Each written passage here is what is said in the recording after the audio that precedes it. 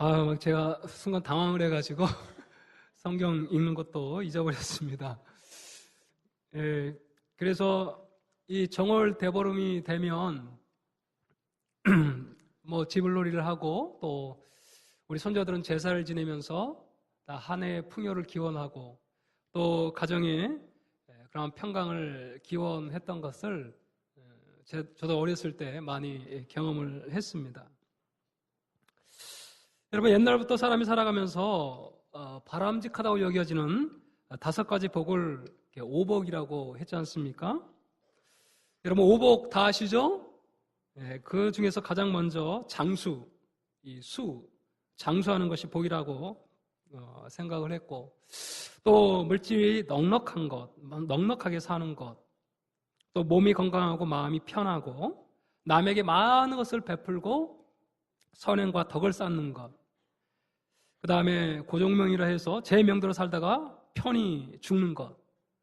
요즘은 뭐 9988, 아주 99세까지 팔팔하게 살다가 123인가요? 네, 하여튼간 뭐 며칠 아프고 그냥 죽는 거 뭐 이렇게 이야기를 하던데요. 그러나 서민들이 원했던 또 다른 오복이 있습니다. 그 첫 번째가 치아가 좋은 것. 그래서 오랫동안 잘 먹어야 또 소화가 잘 되고 먹어야 또 이렇게 오래 장수하기 때문에 이 치아가 좋은 것. 그다음에 두 번째 자손이 많은 것. 우리가 농경사회일 때 이런 자손이 많은 것. 또 부부가 평생 해로하는 것. 그다음에 손님을 대접할 만한 재산이 있는 것. 그다음에 주거 명당에 묻히는 것. 이렇게 서민들은 오복을 생각했다라는 거죠. 그렇다면 현대인이 생각하는 오복, 신현대판 오복은 무엇인가? 제가 인터넷에 검색을 해보니까 이렇게 나와 있더라고요. 첫 번째는 건강한 몸, 두 번째는 서로 아끼면서 지내는 배우자를 가지는 복, 그 다음에 세 번째는 자식에게 손을 안 벌려도 될 만큼 이 재산을 가지는 복, 네 번째로는 생활 리듬과 삶의 보람을 가질 수 있는 적당한 일거리를 갖는 복. 그 다음에 다섯 번째로는 나를 알아주는 참된 친구를 가지는 복. 이렇게 오늘날 현대인들이 생각하는 그런 이 오복. 그렇게 인터넷에 올라와 있더라고요. 하여간 뭐 과거나 또 현재나 우리가 오복을 이렇게 곰곰이 있게 따져보면 현대나 또 과거나 다 이렇게 비슷한 것 같아요. 건강하고 또 물질적 풍요를 누리고 그리고 이 죽어서 또 명당에 묻히고 건강하게 살다 죽고 뭐 이런 여러 가지 그 복들을 이렇게 많은 사람들이 또 원하고 있는 거죠. 오늘 우리가 함께 읽은 이 요한복음은 이 9장은 말이죠. 나면서부터 맹인된 이 자가 예수님의 말씀에 순종해가지고 실로암 못에 가서 씻고 치유받는 이 사건을 기록을 하고 있습니다. 그런데 이 치유 사건으로 끝나는 것이 아니고 이 치유가 안식일에 일어났다는 그 이유로 말미암아 이 맹인과 또 맹인의 부모 바리새인 간의 이런 논쟁이 일어나는 것들을 이렇게 우리가 볼 수 있는 거죠. 저는 오늘 말씀을 묵상하면서 인생 최고의 복이 무엇인가를 생각을 해 보았습니다. 오늘 이 말씀을 묵상하면서 정말 우리 가운데 있는 이 인생 최고의 복이 무엇인지 우리가 다시 한번 깨닫고 내가 이렇게 큰 복을 받는 그런 존재임을 우리가 다시 한번 하나님 앞에 감사했으면 좋겠다 이런 생각을 해봅니다. 이 사람이 누린 첫 번째 복이 무엇이냐면 하나님이 하시는 일을 나타내는 도구가 되었다라는 것입니다. 이 사람은 날 때부터 맹인된 사람이었어요. 우리가 1절에 보니까 맹인된 사람이었죠. 이 맹인을 우리가 이렇게 보면은 대부분 다 질병이나 태어나가지고 후천적으로 질병이나 또 어떤 사고를 통해서 그렇게 후천적으로 맹인이 된 경우가 많아요. 그러나 이 사람은 나면서부터 이렇게 맹인이 되었다고 말씀을 하고 있습니다. 맹인이었기 때문에 뭐 당연히 직장을 이렇게 갖고 또 아름다운 가정을 꾸미는 것들이 쉽지 않았을 거예요. 그래서 8절에 보니까 이웃 사람들과 전에 그가 거린인 것을 보았던 사람들이 이르되 이는 앉아서 구걸하던 자가 아니냐. 그래서 이 맹인은 길거리에서 구걸을 했던 그러한 사람이었습니다. 그런데 당시 사람들은 이 사람이 질병에 걸리거나 또 가난하게 살면 자기가 죄를 지었던지 아니면 그 부모가 죄를 지었기 때문에 그렇게 그런 질병에 걸리고 또 맹인이 되고 또 가난하게 산다 이렇게 생각을 했어요. 그래서 이 주님의 제자들도 2절에 보면 예수님께 그렇게 질문을 하고 있는 거죠. 이 사람이 맹인으로 난 것이 본인의 죄입니까? 아니면 부모의 죄 때문에 그런 것입니까? 이렇게 예수님께 물어보는 것입니다. 그때 예수님께서 3절에서 이렇게 말씀하시는 거예요. 이것은 누구의 죄 때문이 아니라 바로 하나님의 하시는 일을 나타내고자 하십니다. 이렇게 말씀을 하고 있다는 거죠. 사랑하는 성도 여러분, 맹인으로 태어난 것이 분명히 인생의 고난이었지만 도리어 하나님이 하시는 일을 나타내고자 하나님 앞에 하나님의 일을 나타내는 그런 도구로 쓰임받기 위해서 이 맹인이 눈이 멀었다 이렇게 말씀을 하고 있다는 거죠. 모든 고난이, 모든 어려움이, 모든 질병이 다 죄 때문에 임하는 것이 아니라는 것을 말씀해 주고 있는 것입니다. 물론 어떠한 질병은 죄 때문에 오는 경우가 있죠. 그러나 모든 우리에게 다가오는 고난이 다 죄 때문에 임하는 것이 아니라고 말씀을 하고 있다는 것입니다. 그렇습니다. 내가 처한 이 고난과 상황을 통해 하나님의 위대하심이 드러나고 살아계심이 드러나고 신실하심이 드러날 수 있다면 여러분 그것보다 축복된 일이 어디 있겠습니까? 그러므로 지금 고난 가운데 있다면 왜 나만 겪는 고난이냐고 여러분 불평하지 말고 하나님께서 나를 통해 행하실 그 일이 무엇인지를 잘 생각해 볼 수 있길 축복합니다. 우리에게 다가온 이러한 고난이 오히려 하나님의 위대하심을 드러낼 수 있는 놀라운 계기가 될 수 있다는 거예요. 그렇기 때문에 주변 사람들이 내가 겪는 이 고난에 대해 판단하고 정죄하면서 나에게 상처가 되는 말을 할지라도 여러분 자책하거나 낙심하지 마십시오. 정말로 하나님께서 이 고난을 통해서 오히려 하나님의 크신 일을 행하실 이 놀라운 그 일들을 우리가 기대하면서 더욱더 기도의 무릎을 여러분 꿇어야 될 줄로 믿습니다. 빌립보서 4장 6절에서 7절에 보면 아무것도 염려하지 말고 모든 일에 기도와 간구로 너희 구할 것을 감사함으로 하나님께 아뢰라고 말씀하고 있습니다. 그래야만 모든 지각에 뛰어난 하나님의 평강이 그리스도 예수 안에서 우리의 마음을 생각과 마음을 지켜주실 것이다. 그래서 오히려 이러한 그 고난 가운데 하나님의 그 놀라운 일을 기대하면서 염려를 기도로 바꾸어 오늘도 하나님의 그 놀라운 일을 기대하면서 나아가는 오늘 이 밤이 될 수 있길 주의 이름으로 축복합니다. 여러분 그뿐 아니에요. 이 사람이 받은 두 번째 복이 있는데 예수님을 통해서 실질적으로 육신의 눈을 뜨임 받았다는 사실이에요. 6절과 7절에 보니까 예수님께서 땅에 침을 뱉으면서 진흙을 이겨가지고 그의 눈에 바르신 다음에 신라한 못에 가서 씻으라고 말씀을 하셨어요. 이 맹인은 주님의 말씀에 순종해서 실로암 못으로 나아갔습니다. 앞을 보지 못하는 맹인이기 때문에 그 실로암 못까지 간다는 것은 결코 쉬운 일이 아니었을 거예요. 하지만 그는 넘어지면서도 포기하지 않고 무럭무럭 실로암까지 나아갔습니다. 그리고 실로암 못으로 나아가 주님이 자신의 눈에 발라놓은 이 진흙을 씻기 시작했습니다. 그때 어떤 일이 일어났습니까? 7절에 보니까 이에 씻고 가서 밝은 눈으로 왔다가 이렇게 말씀을 하고 있는 것이죠. 주의 말씀에 순종하여 실로암 못에 가서 씻었더니 눈이 밝아졌습니다. 여러분 하나님의 말씀에 순종해서 실로암 못에 가서 씻었더니 놀랍게 눈이 띄어지는 역사를 경험하게 되었다라는 거죠. 이 나면서부터 이 맹인된 이 사람, 칠흑같이 어두운 것만 보던 이 사람이 드디어 빛을 보게 되었습니다. 아름다운 하늘을 보고 나는 새를 보고 자신의 사랑하는 부모를 보고 예수님을 보게 되었을 때에 이 영혼이 얼마나 기뻤을까요? 평생 길거리에 앉아 먹고 이 구걸하면서 살아갈 수밖에 없는 그 인생이 이제 보게 되어 마음대로 걸 수 있고 또 뛰어다닐 수 있게 되었으니 그의 앞을 미래를 생각할 때 그는 꿈에 부풀지 않을 수가 없을 거예요. 이처럼 우리 하나님 앞에 하나님의 영광을 나타낼 그런 도구로 쓰임받고 또 이렇게 육체의 실제적인 고침을 받게 되었던 것이죠. 그러니 이 영혼이 얼마나 큰 복을 받은 것입니까? 지금도 하나님의 말씀에 순종할 때 이와 같은 기적의 역사가 일어나는 줄로 믿습니다.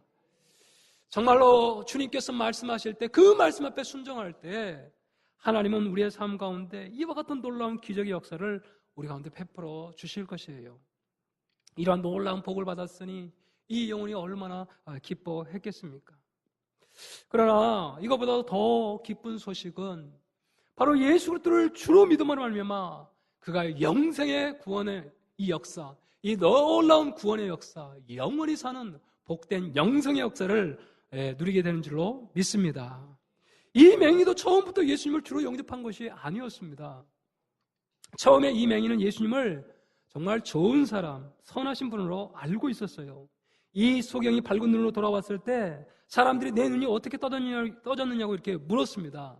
그때 이 명인이 11절에서 대답을 합니다. 예수라는 그 사람이 진흙을 이겨서 내 눈에 바르고 나더러 실로암에 가서 씻으라 하기에 가서 씻었더니 보게 되었더라. 예수라 하는 그 사람. 이 말 속에는 바로 예수라고 하는 이 착한 사람, 이 참 좋은 사람, 이 훌륭한 사람, 바로 이런 뜻이 내포되어 있는 거죠. 바로 이 훌륭한 이 사람으로 인해서 내가 지금 보게 되었다라고 말씀을 하고 있어요. 오늘날도 많은 사람이 예수 그리스도를 4대 성인 중에 한 명이라고 이렇게 생각을 하고 있지 않습니까? 많은 세상 사람들은 그렇게 생각을 하고 있었고 우리도 예수 믿기 전에는 다 예수님은 4대 성인 중에 한 명이라고 그렇게 알고 예수님을 인식해 왔습니다. 그뿐만 아니라 이 소경의 모습을 보면 정말 예수님을 능력 있는 치유자로 그렇게 소개하는 것들을 또 보게 됩니다. 이제 이 소경이 고침을 받은 날이 언제였냐면 안식일이었어요. 안식일에 병을 고쳤기 때문에 사람들이 이 소경을 데리고 바리새인에게 데리고 갔습니다. 그래서 바리새인들은 안식일에 병을 고친 바로 이것을 어떻게 바리새인들이 대답하는가 듣기 위해서 이 맹인을 이 바리새인들에게 데리고 간 거죠. 그래서 바리새인들이 어떻게 보게 된 것을 이 소경에게 또 물었습니다. 그럴 때 이 맹인이 그 사람이 진흙을 이겨 내 눈에 바르매 내가 씻고 보나이다 이렇게 15절에 이야기를 하고 있는 거죠. 그 사람이 진흙을 이겨 내 눈에 바르매 내가 씻고 보나이다. 여러분 여기서 그 사람은 누구예요? 그 사람이 진흙을 이겨. 예수님을 위대한 치료자 또 능력 있는 치유자 이렇게 고백을 하고 있는 거죠. 그 사람이 진흙을 이겨 내 눈에 발라서 바로 그 사람을 통해서 내가 지금 씻고 보게 되었다. 예수 그리스도를 능력 있는 치유자로 보게 되었습니다. 오늘도 예수님은 소경의 눈을 뜨게 한 자, 또 문둥병을 깨끗하게 한 자, 안진병을 일으킨 탁월한 이러한 치료자로 그렇게 인식하면서 예수님을 믿는 이러한 사람들이 많이 있습니다. 예수 그리스도께서 정말 나를 죄 가운데 구원할 구원자로 인식하기보다는 자기의 삶에서 정말 자기를 치료하신 치료자로 인식하면서 그렇게 예수님을 믿고 있는 많은 분들이 있는 것이죠. 우리가 그 제자훈련 예비반에서 우리 사역자들이 먼저 모여서 이제 이야기를 하는데 그런 구원의 간증문을 이렇게 듣다 보면 성도들이 그렇게 인식하는 경우가 많이 있다라는 거죠. 정말 예수 그리스도만이 나의 유일한 구원자이시며 이 죄 가운데 하나님의 심판 가운데서 나를 구원할 유일한 구원자로 인식하기보다는 나의 치유자로 그렇게 인식하는 경우가 있다라는 것입니다. 바로 이 소경도 그렇게 고백을 하고 있는 거죠. 그뿐만 아니라 이 소경은 한 단계 더 나아가서 예수님을 선지자로 그렇게 고백을 하고 있습니다. 소경된 자의 말을 들은 이 바리새인 중에 이 사람이 안식일을 지키지 않았으니 하나님께로 온 자가 아니다 이렇게 이야기를 하자 이 맹인이 죄인으로서 어떻게 이런 표적을 행하겠느냐 또 많은 사람들 가운데에 이렇게 이제 다툼이 일어나는 것을 보게 돼요. 16절에 보면 그때 17절에 소경이 이렇게 이야기를 합니다. 이에 맹인 되었던 자에게 다시 묻되 그 사람이 내 눈을 뜨게 하였으니 너는 그를 어떤 사람이라 하느냐 대답하되 선지자니이다 이렇게 대답을 하는 것이죠. 여러분 선지자가 어떤 분입니까? 바로 하나님과 가까이 하면서 그 백성에게 하나님의 말씀을 선포하고 때로는 하나님의 능력을 드러내며 또 백성을 지도했던 바로 그러한 사람들이 선지자였죠. 여러분 예수님은 분명 선지자와 같은 역할을 이 땅에 오셔서 하셨어요. 그래서 마태복음 21장에서도 많은 사람들이 예수님을 그렇게 선지자로 인식하면서 예수님을 따랐습니다. 실제로 마태복음 16장에서도 어떤 사람은 세례요한, 어떤 사람은 선지자 중에 한 명이라 이렇게 예수님을 고백하며 따르는 그런 사람들도 있었습니다. 이슬람에서는 이 예수님을 바로 선지자 중에 한 명이라 이렇게 이야기를 하고 있는 거죠. 이처럼 이 소경도 그렇게 예수님을 선지자 중에 한 명이라고 이렇게 고백을 하고 있는 것입니다. 그런데 이 소경이 여기서 끝나는 게 아니에요. 이제 유대인들이 그가 소경으로 있다 보게 된 것을 믿지 않고 그의 부모를 불러가지고 이제 확인을 하는 거죠. 네 아들이 어떻게 눈을 떴느냐.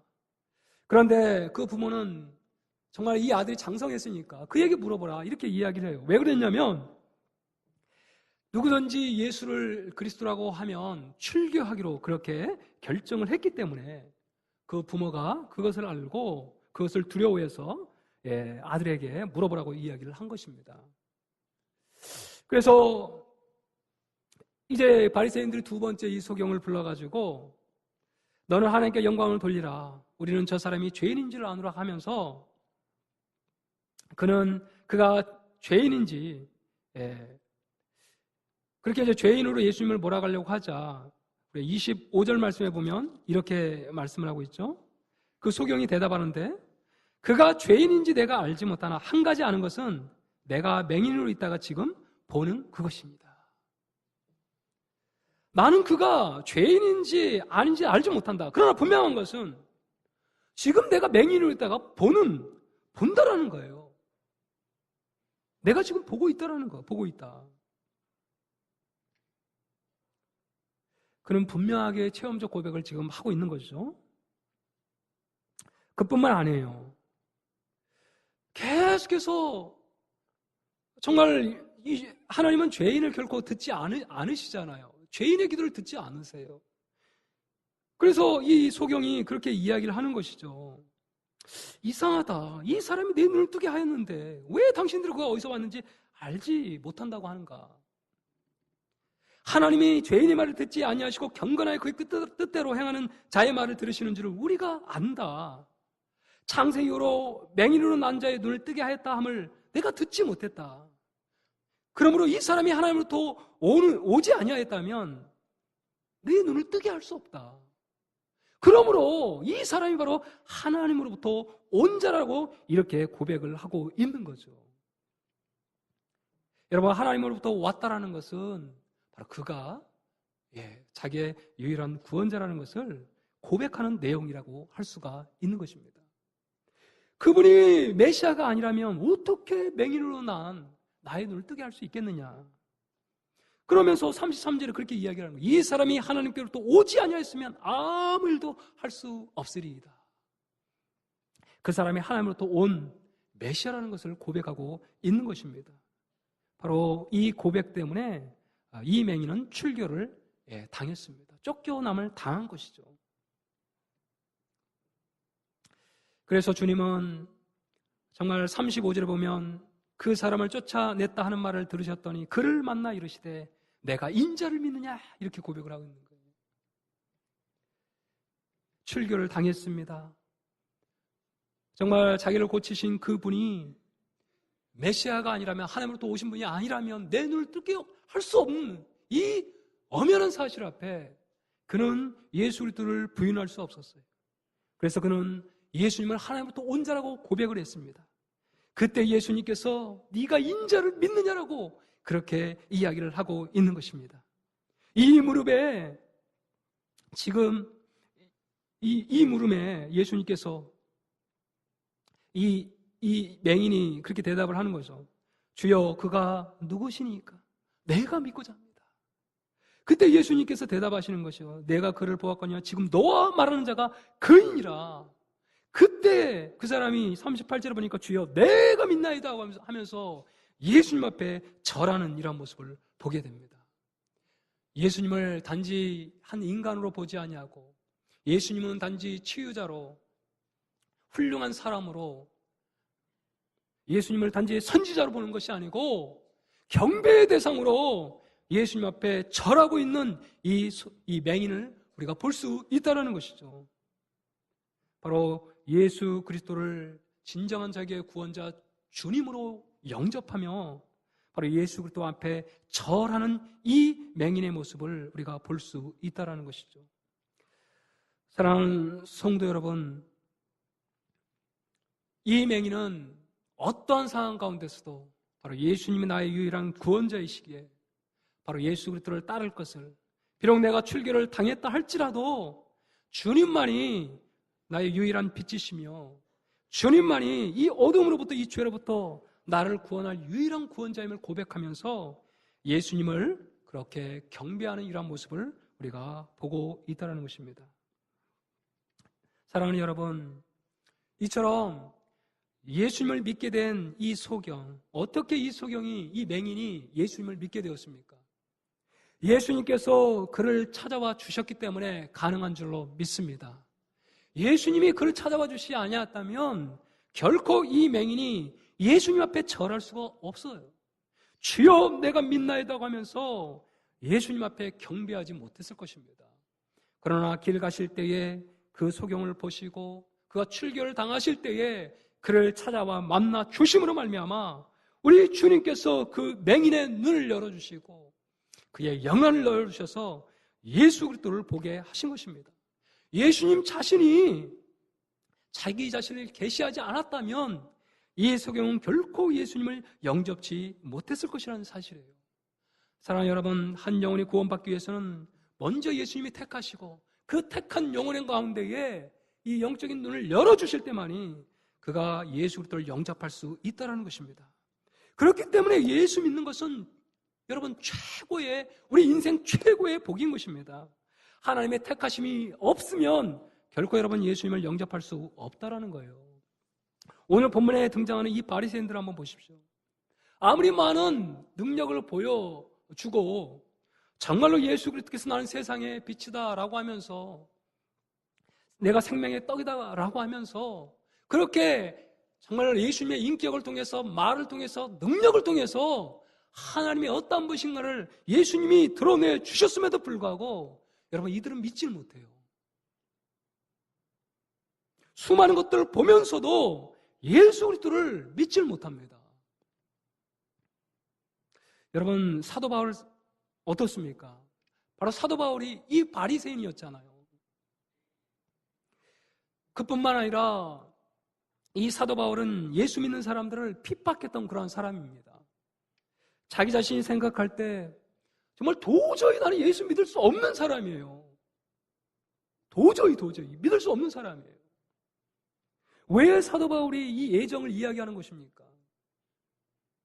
나의 현재 입장에서 볼 때 내가 도저히 예수 믿을 사람이 아닌데 지금 예수를 믿게 되었단 말이에요.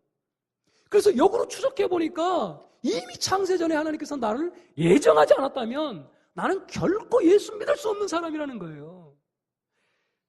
그렇기 때문에 이 바울이 이 처음부터 어떤 예정을 생각하는 것이 아니고 자기의 현재 입장을 볼 때 도저히 하나님의 선택과 택하심이 아니면 예수 믿을 수 없는 사람, 핍박자여 포행자였던 이 바울이 여러분 어떻게 예수님을 영접할 수 있겠냐는 말이에요. 도저히 불가능한 것이죠. 하나님의 전적인 은혜이고 하나님의 선택이었고 하나님의 부르심, 바로 그것이 아니었다면 결코 예수 믿을 수 없는 사람이었어요. 그런데 하나님의 은혜로 하나님께서 그를 부르시고 택하셔서 여러분 예수 믿게 하신 줄로 믿습니다. 에베소 2장 8, 9절에 너희는 그 은혜를 인하여 믿음으로 말미암아 구원을 받았나니 이것이 너에게서 난 것이 아니라 하나님의 선물이라 행위에서 난 것이 아니니 이는 누구든지 자랑하지 못하게 함이니라. 제가 오늘 이 본문의 말씀을 묵상하면서 정말 저도 하나님의 은혜 아니면 결코 예수 믿을 수 없는 그런 존재. 그런데 하나님께서 나를 택하시고 나를 부르시고 마침내 예수 믿게 하시는 놀라운 구원의 은혜를 베풀어 주셨다고 생각하니까 정말 내가 인생 최고의 복을 받은 그러한 사람이구나, 이것을 느낄 수가 있었던 거죠. 여러분, 돌아가실 때 정말 그걸 보면 너무너무 그걸 느껴요. 요즘 장례가 많이 나는데 정말 하나님께서 우리 교회 가운데 또 은혜를 베풀어 주셔서 장례보다는 더욱더 많은 생명이 태어나고 제 마음속에 그런 기도가 계속 간절하게 나오더라고요. 그리고 하나님 앞에 더 기쁘고 복된 일들이 충만한 그런 교회가 될 수 있도록 도와달라고 기도를 하고 있는데, 장례식을 많이 이렇게 치르다 보면 느끼는 게 그거예요. 정말 예수 믿고 이 천국 간 이 복보다 더 귀하고 존귀한 복이 있는가. 우리 하나님의 품에서 이제 모든 세상의 고통을 다 내려놓고 우리 주님과 함께 그 천국에서 영원 복락 안식을 누리는 정말 그 고인을 바라볼 때 내 마음 심령 가운데 장례를 집내야지만 기쁜 거예요. 그 주님의 은혜 가운데 정말 그 천국의 풍성함, 이 에덴의 회복, 이것을 정말 누릴 그 고인을 생각하면 얼마나 기쁜지. 사랑하는 여러분, 여러분은 인생 최고의 복을 무엇이라고 생각합니까? 여러분, 내가 정말 이 자리에 있게 된 이 과정을 보면 우리가 예수 믿어 구원받아 영생을 얻은 이 놀라운 복이 우리 인생 최대의 복인 줄로 믿습니다. 여러분은 정말 여러분이 구원받은 이 놀라운 은혜를 여러분의 인생 최고의 복으로 생각하며 그렇게 간직하며 살아가고 있습니까? 여러분, 우리 예수님은 단지 우리를 치료하는 그러한 치료자일 뿐만 아니라 정말 훌륭한 사람, 그것을 넘어서 우리 예수님은 우리의 유일한 구원자요, 바로 그분이 하나님이신 줄로 믿습니다. 육신을 입고 이 땅에 오셔서 마침내 우리를 위해 십자가에 못 박혀 죽으시고 그 십자가에 우리의 모든 죄를 다 해결해 주. 내가 다 이루었다. 그 음성이 들려올 때마다 여러분, 죄 가운데 신음하는 그 사람이 그 음성을 들을 때에 얼마나 놀라운 회복이 있겠어요. 내가 죄 가운데 하나님의 심판을 여러분 받을 수밖에 없는, 실제적으로 하나님의 심판이 나타나잖아요, 죄 가운데 있을 때에. 그런데 그러한 죄인 가운데에 내가 다 이루었던 너의 모든 죄의 값을 그 십자가에서 다 치료했다. 너의 모든 저주와 심판을 내가 다 받았다. 다 이루었다. 이 음성이 죄인 가운데 확 들려올 때 말이에요, 죄에서 완전히 해방되는 역사가 일어나는 줄로 믿습니다. 모든 저주가 심판이 그치고 오늘도 하나님의 놀라운 평강과 축복이 나를 둘러 진치고 있다는 이 생각을 하면 예수 믿는 것이 최고의 복인 것이죠. 사랑하는 여러분, 우리 예수님 때문에 우리가 취함받고 이 예수님 때문에 이 땅 가운데서도 여러분 예수님과 동행하면 반드시 염려를 넘어 두려움을 넘어 하나님이 주신 평강이 우리의 심령을 지배함으로 말미암아 이 땅 가운데서 평강을 누릴 줄로 믿습니다. 예수 믿는 것이 최고의 복이에요. 최고의 복입니다. 이 놀라운 평강을 누가 줄 수 있겠습니까? 잠시 물질이 그런 평강을 줄 수 있겠지만 우리 주님이 주신 근본적인 평강을 줄 수 없다라는 거죠. 그렇기 때문에 우리 인생의 최대의 복은 바로 예수 그리스도를 믿고 내가 구원받고 주님과 동행할 수 있는 이것이 여러분 최고의 축복인 줄로 믿습니다. 오늘도 이 놀라운 축복을 받은 우리가 예수 그리스도 안에서 날마다 주님과 동행함으로 이 구원의 풍성함을 누릴 뿐만 아니라 오늘도 이 예수님을 알지 못하는 귀한 영혼들에게 이 복된 예수님을 증거함으로 말미암아 오늘도 또 다른 누군가가 우리 예수님을 만나고 이렇게 생명을 얻는 놀라운 구원의 역사가 우리를 통해 펼쳐지길 주의 이름으로 축복합니다. 기도하시도록 하겠습니다.